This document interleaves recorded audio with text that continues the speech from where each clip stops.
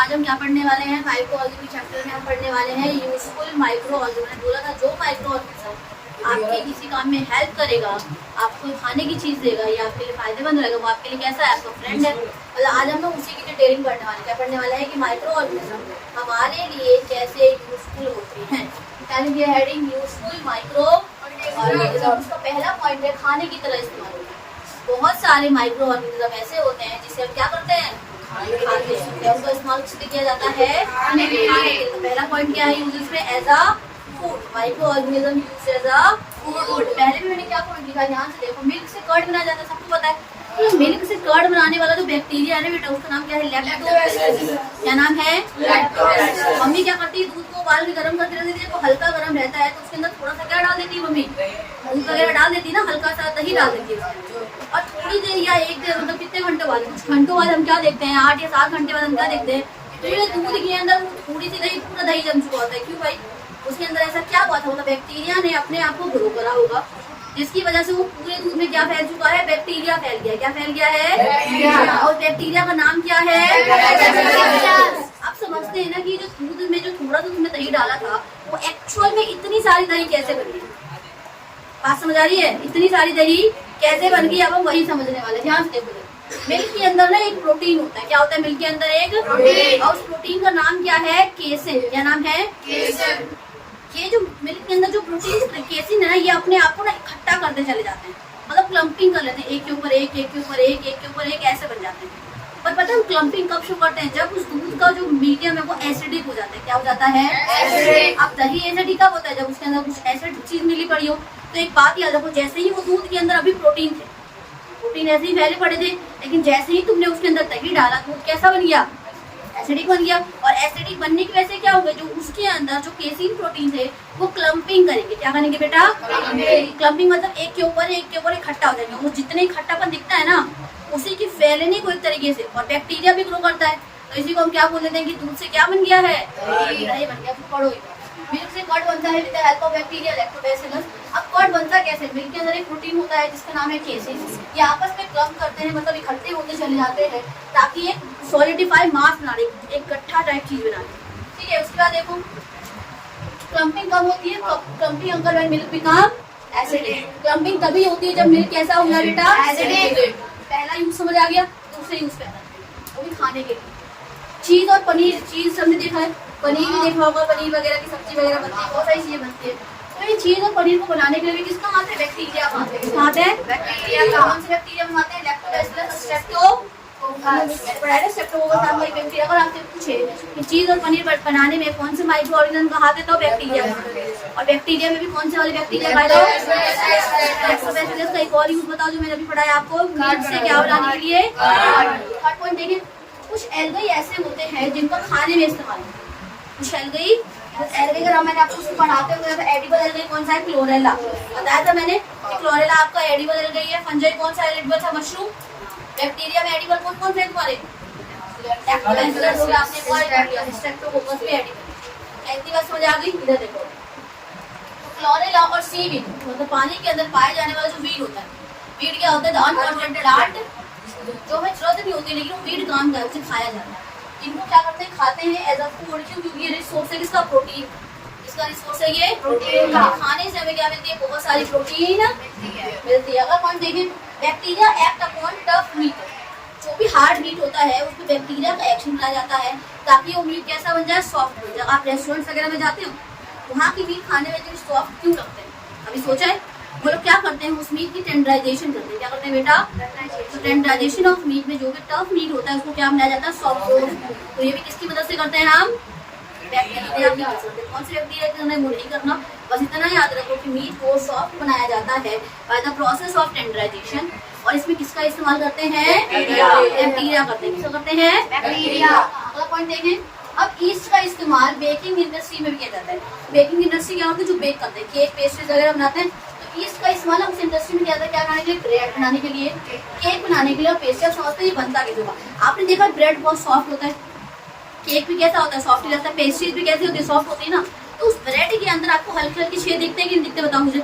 हल्के हल्के तो छेद दिखते हैं ना, वो जो छेद है ना, पता है कैसे बना, वही समझते। मान लो तुमने क्या करा, आटे के अंदर फ्लोर, मतलब आटे के अंदर हमने ईस्ट डाला, और उसमें हल्की सी चीनी डाली। क्या डाली इसमें? हल्की सी चीनी। इसको हमने क्या करा? गूंद लिया। आटा गूंदते, गूंदने के बाद जो आटा मिला है उसे बोलते हैं डो। क्या बोलते हैं उसे हम? जो गूंथा हुआ आटा होता है ना उसे हम क्या बोलते हैं बेटा? डो बोलते हैं। मैंने क्या करा?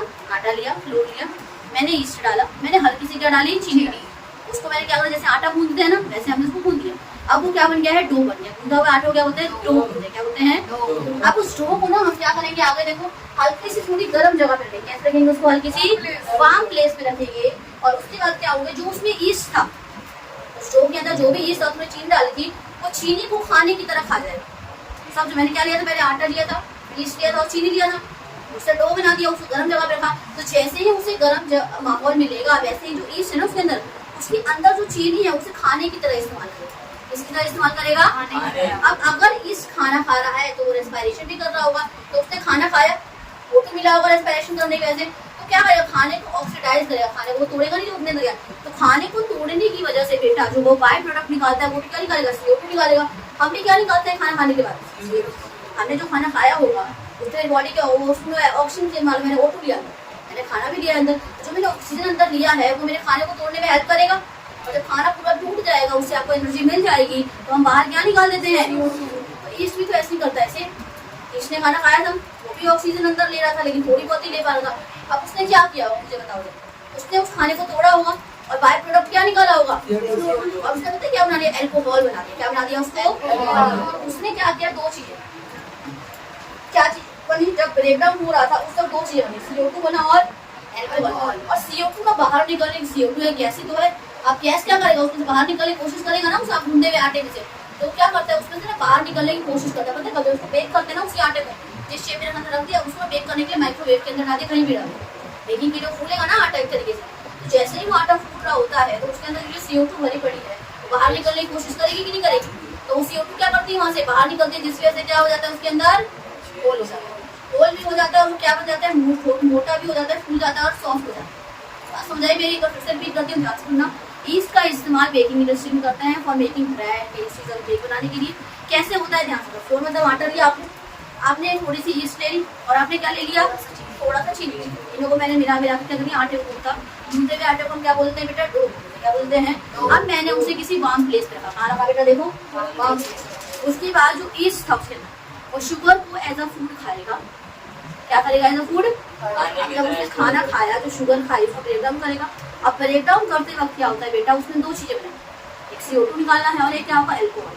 आपने जो ब्रेड बनाई थी CO2 तो इसके अंदर ही, लेकिन जैसे ही तुम उसे बेक करो, ब्रेड बना रहे हो, कुछ तो बना रहे हो, कुछ बेक करोगे, रखोगे ना तो कहीं ना कहीं फूलने के लिए होने के लिए, तो जब बेक कर रहे हो तो उसी टाइम में CO2 क्या करता है? बाहर निकलता है। और जो ये एल्कोहल बना है ना बेटा, इसको बोलते हैं, प्रोसेस बोलते हैं फर्मेंटेशन। क्या बोलते हैं? CO2 निकालना है ब्रेड वगैरह में, जो एल्कोहल बना है, मैंने बोला था ना एल्कोहल बनाने के लिए किसका इस्तेमाल करते हैं? ईस्ट का एसिड का। क्या करते हैं? फलों को ना एकदम कूच के रख देते हैं, मतलब बहुत ज़्यादा क्रश कर देते हैं उसे, उसके अंदर ईस्ट डाल देते हैं और कंटेनर को बिल्कुल बंद कर देते हैं। थोड़ी देर बाद जितने भी तुमने फल डाला था ना वो सारा किसमें कन्वर्ट हो जाता है? ऑन करते हैं हम ईस्ट।